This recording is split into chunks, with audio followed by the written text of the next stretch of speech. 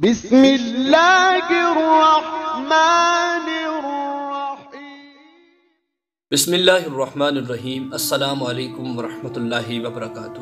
امید ہے کہ تمام پیارے ساتھی خیریت کے ساتھ ہوں گے۔ ہماری دعا ہے اللہ سب پہ اپنا خاص فضل و کرم نازل فرمائے۔ تو جی دوستو، آج میں آپ کو دو باتیں بتانے والا ہوں، شہد اور راکھ، یعنی کہ اس کا بہت ہی ایک شیطان کا اہم مسئلہ ہے شہد اور راکھ کا، کہ یہ کس طرح انسان کو بہکاتا ہے، کس طرح انسان کو اپنی چال میں پھنساتا ہے اور کس طرح انسان سے گناہ کرواتا ہے۔ پیارے دوستو، بہت ہی اہم ٹاپک پر آج آپ سے بات کریں گے۔ اس بات کو کرنے سے پہلے اگر آپ ہمارے چینل پر نئے ہیں تو ضرور اس کو سبسکرائب کیجیے گا اور بیل آئیکن گھنٹی کو بھی دبا لیجیے گا تاکہ نئی ویڈیو کا نوٹیفیکیشن آپ کو بر وقت ملتا رہے۔ تو جی پیارے دوستو، شہد اور راکھ، اس کا کیا مسئلہ ہے کہ شہد میٹھا ہوتا ہے، راکھ ایک ایسی چیز ہے کہ جو لکڑیاں جلانے کے بعد راکھ بن جاتی ہے۔ راکھ کالی ہوتی ہے، شہد جو ہے ہر بندہ مومن کی خاص اصل غذا ہوتی ہے۔ تو اللہ رب العزت نے شیطان کو تا قیامت تک اس کو زندگی دی ہے۔ تو پیارے دوستو، آئیے وہ مسئلہ سماعت کیجیے جو آج عموماً میں اس ویڈیو کے اندر آپ کو بتانے والا ہوں، کہ حضرت عیسیٰ علیہ نبینا علیہ السلام ایک دفعہ راستے سے جا رہے تھے کہ راستے میں شیطان ملا تو شیطان نے ایک ہاتھ کے اندر شہد پکڑا تھا، دوسرے ہاتھ کے اندر راکھ پکڑی تھی۔ تو آپ نے فرمایا کہ اے دشمن خدا، یہ شہد اور راکھ تیرے کس کام کی ہے؟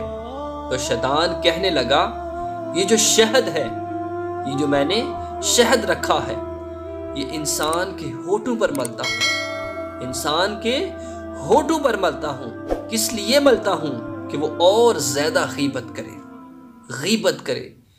غیبت کرنے سے انسان کے بہت زیادہ بربادی آتی ہے۔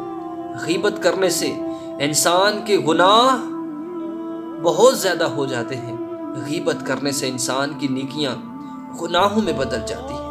تو دوستو، جب ایک انسان غیبت کرتا ہے تو شیطان اس کے ہونٹوں پر شہد لگاتا ہے کہ اس کی اور زیادہ اس کو مٹھاس لگے، اور زیادہ اس کو مزہ آئے اور زیادہ یہ غیبت کرتا رہے۔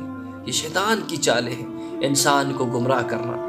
لیکن جو اللہ والے ہوتے ہیں وہ کبھی شیطان کی چال میں نہیں آتے، وہ کبھی بھی شیطان کی چال میں نہیں آتے۔ وہ شیطان کی چال کو سمجھ لیتے ہیں، فقط ان کی زبان پر اللہ ہوتا ہے۔ تو غیبت سے پرہیز کیجیے۔ اور پھر کہنے لگا، یہ جو راکھ ہے، یہ میں جو یتیم ہیں، مساکین ہیں، ان کے چہروں پر مال دیتا ہوں تاکہ لوگ ان سے نفرت کریں۔ اللہ اکبر۔ کہ یتیم کے بارے میں اسلام کے اندر بہت تاکید کی گئی ہے کہ جو یتیم کے سر پر ہاتھ رکھتا ہے، سرکار صلی اللہ علیہ وسلم نے فرمایا کہ سر پر ہاتھ رکھے اور جتنے ہاتھ کے نیچے بال آ گئے اتنے گناہ اسی وقت بخش دیے جاتے ہیں۔ سبحان اللہ۔ قرآن پاک میں اللہ رب العزت نے ایک جگہ پہ فرمایا، ان المجرمین ما سلککم فی سقر قالوا لم نک من المصلین ولم نک نطعم المسکین، کہ جب جنتی لوگ جہنمیوں سے پوچھیں گے، سوال کریں گے کہ کیا چیز تمہیں جہنم میں لے آئی، تو وہ کہیں گے کہ ہم نماز نہ پڑھنے والے تھے، ولم نک نطعم المسکین، اور مسکین کو کھانا نہیں کھلانے والے تھے، یہی ہمارے لیے ذلت کا سبب بنی۔ تو پیارے ساتھیوں، ہمیں یتیم کو کھانا کھلانا ہوگا، یتیم کو اپنی جو اللہ نے ہمیں روزی دی ہے، رزق دیا ہے، اس میں سے اس کو دینا ہوگا۔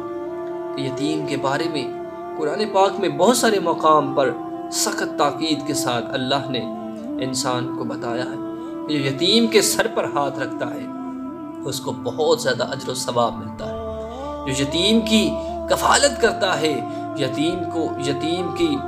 جو یتیم ہے اس کو کھانے پینے کی اشیاء دیتا ہے، اس سے اللہ رب العزت بہت زیادہ خوش ہوتے ہیں۔ تو پیارے دوستو، یہ شہد اور راکھ سے سمجھ جائیے کہ شہد غیبت کی طرف جا رہی ہے اور راکھ جو ہے ہمیں کس جانب لے کر جا رہی ہے۔ یہ شیطان کی چالیں ہیں، ہمیں شیطان کی چالوں کو سمجھنا ہوگا۔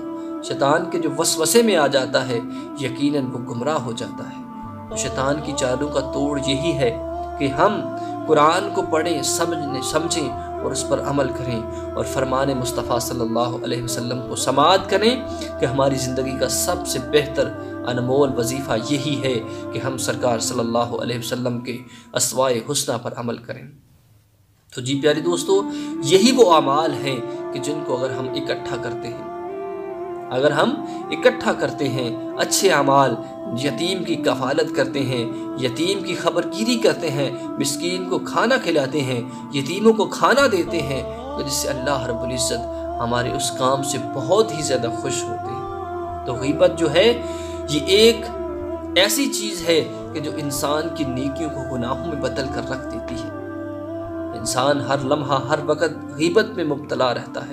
یہ غیبت ایسی چیز ہے جس سے انسان نیکیوں سے دور چلا جاتا ہے۔ تو پیارے دوستو، غیبت سے محفوظ رہیں، غیبت سے پرہیز کریں، چاہے جس کی بھی ہو، کبھی بھی کسی کی غیبت نہ کرے۔ فرمان مصطفیٰ صلی اللہ علیہ وسلم ہے کہ غیبت کرنے والا جنت سے دور رہے گا۔ تو پیارے دوستو، ہمیں اس سے محفوظ رہنا ہوگا۔ اگر آج کی یہ گفتگو اچھی لگی ہے، ویڈیو اچھی لگی ہے، تو اس کو تمام بہن بھائیوں تک شیئر کیجیے گا تاکہ تمام دوست احباب اس سے مستفیض ہو سکیں۔ اللہ رب العزت ہم سب کی پریشانیوں کو دور فرمائے، ہماری مشکلاتوں کو آسان فرمائے۔ آمین۔ وآخر دعوانا ان الحمد للہ رب العالمین۔